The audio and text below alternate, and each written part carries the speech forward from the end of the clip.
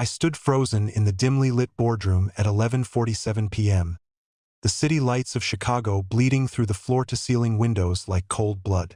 The air smelled of stale coffee and the faint metallic tang of the air-conditioning vents. My tie was still knotted too tight from the gala earlier that evening, and my fingers trembled as they hovered over the glowing screen of Laura's phone, the one she'd accidentally left on the conference table. One message, time-stamped just 30 minutes ago. Same place tomorrow. Can't wait to finish what we started. Marcus, my co-founder. The man who had stood beside me when Caldwell Tech Solutions was nothing but a garage startup 20 years ago. The man I had trusted with my life, my company, my family. My name is Ethan, 45 years old, founder and CEO of a cybersecurity firm that employed 200 people and was valued at over $180 million last quarter.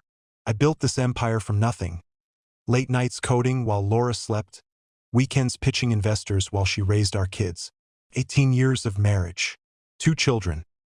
Emma, 15, with her mother's sharp green eyes, and Jacob, 11, who still believed his dad could fix anything. That night at the company gala, the annual black tie event we threw in the grand ballroom of the Peninsula Hotel, everything had felt perfect on the surface.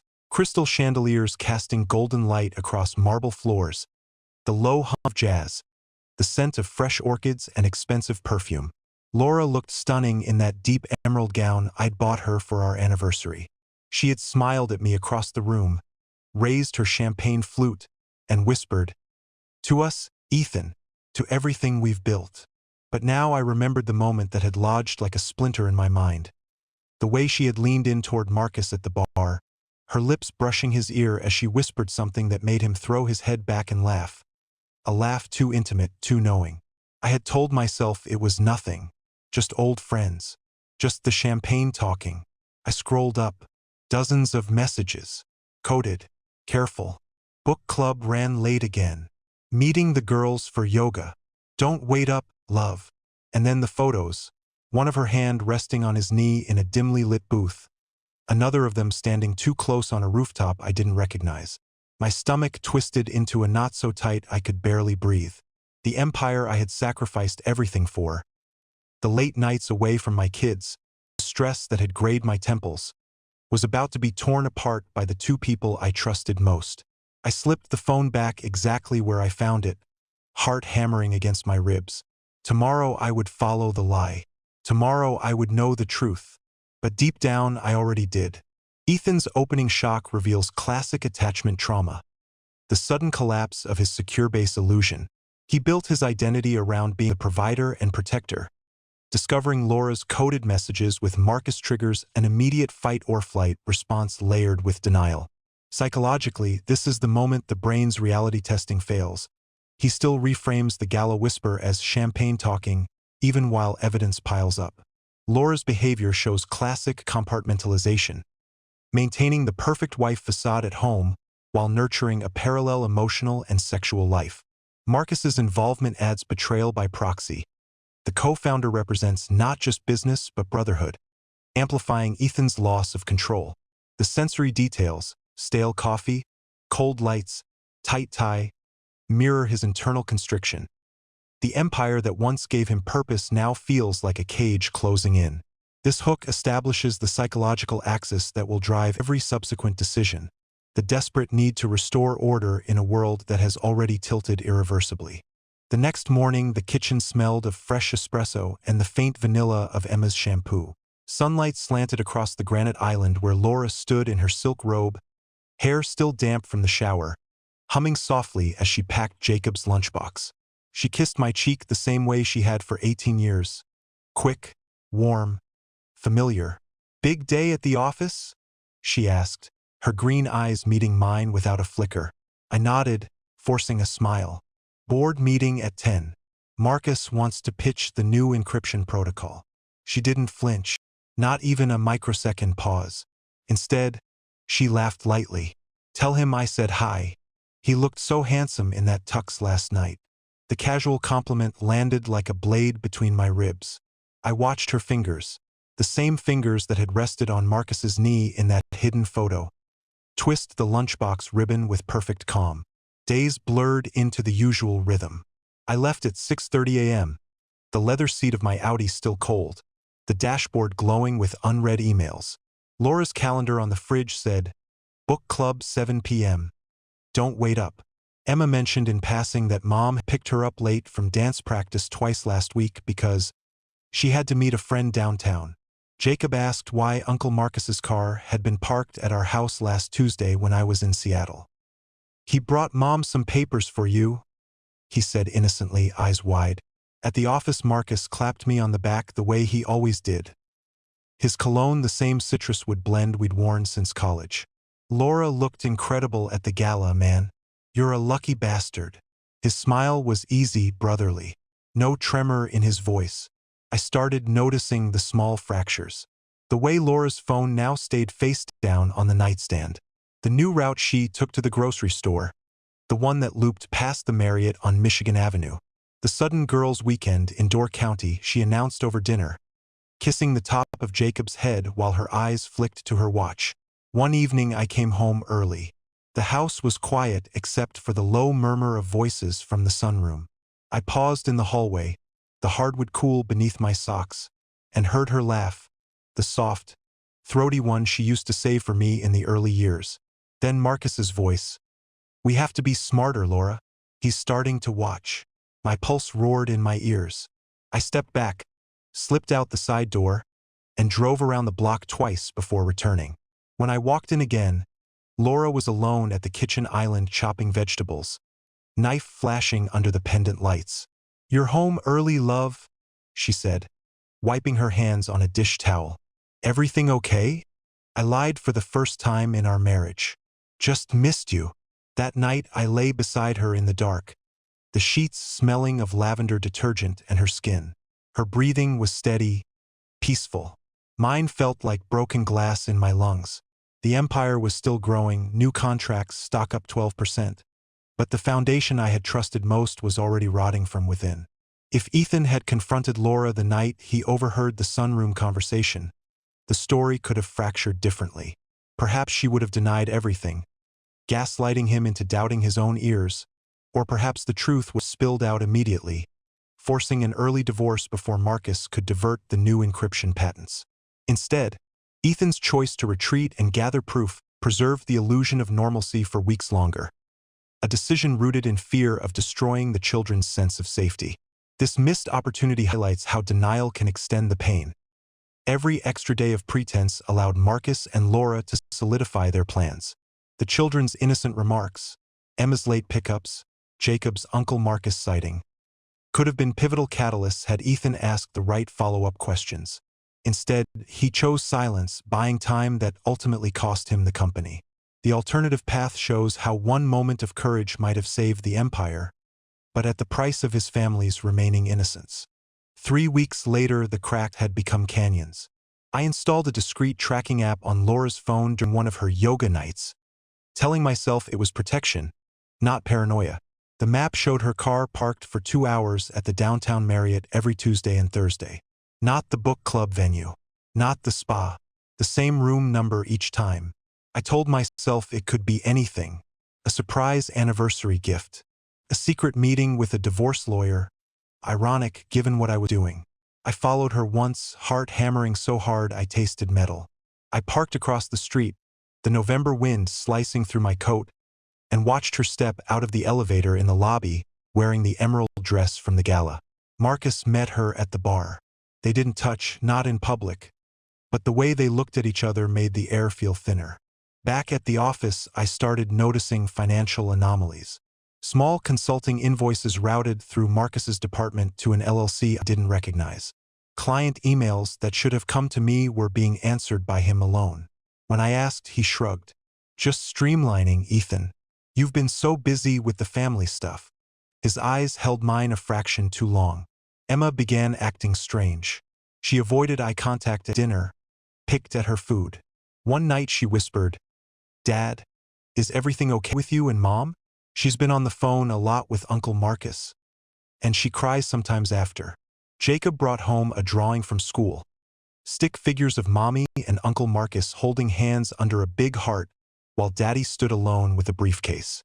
"I drew our family plus Uncle Marcus because he's always here now," he said proudly. I started sleeping in the guest room, claiming late nights at the office. Laura never questioned it. Instead, she grew softer, more attentive, bringing me coffee in bed, kissing me longer than usual. The contrast was excruciating. Then came the red herring that almost broke me. I found a second phone hidden in her gym bag. Cheap burner. Only one contact, Sarah. Messages about late-night talks and feeling alive again. I drove to the address listed for Sarah, a small apartment in Lincoln Park. A woman in her 30s answered the door. "Laura? Yeah, she's my yoga instructor. Sweet lady. Why?" I left feeling foolish, relieved, and somehow even more lost. The burner was real, but Sarah was a real person Laura used as cover. The real meetings were still with Marcus. Every clue pointed somewhere, then dissolved. My empire, once rock solid, now felt like sand slipping through my fingers. And the worst part was I still loved the woman who was dismantling it piece by piece. Ethan's primary mistake was outsourcing his intuition to technology and half-truths. The tracking app and the burner phone rabbit hole created false certainty while real evidence accumulated.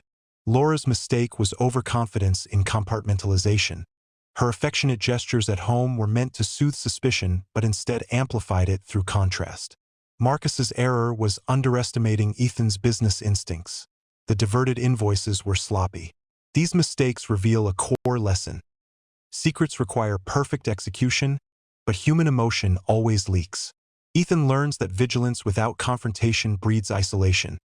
Laura learns, too late, that kindness as camouflage erodes trust faster than outright cruelty.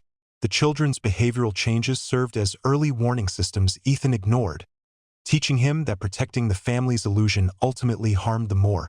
The red herring with Sarah was a costly lesson in confirmation bias. Chasing the wrong lead delayed the inevitable and allowed the financial bleed to deepen. I hired a private investigator on a Tuesday morning, the office blinds drawn against the gray Chicago sky. His name was Ruiz, ex-cop, quiet voice, eyes that had seen every kind of betrayal. 2 weeks, he said, sliding a contract across the desk that smelled of fresh ink. Full surveillance, financials, hotel records. The reports arrived in plain brown envelopes. Photos of Laura and Marcus leaving the Marriott at 2 a.m., her head on his shoulder. Bank statements showing transfers from a Caldwell TechShell account to a new LLC called Blake Innovations. Marcus's name on the filing papers. Hotel receipts charged to the company credit card. And then the killer. Audio from a hidden mic in Marcus's office. Laura's voice, clear and urgent. "Ethan can't know until we have the patents transferred. Once the new company launches, we'll be free. Kids will adjust. He'll survive." Marcus answering, "He built this place, but we're the future now." I sat in my car in the underground garage, engine off, the concrete pillars cold and silent around me.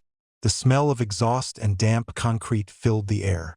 My hands shook so badly I dropped the papers twice. I drove to the lakefront at midnight, wind whipping off Lake Michigan, and screamed into the void until my throat was raw.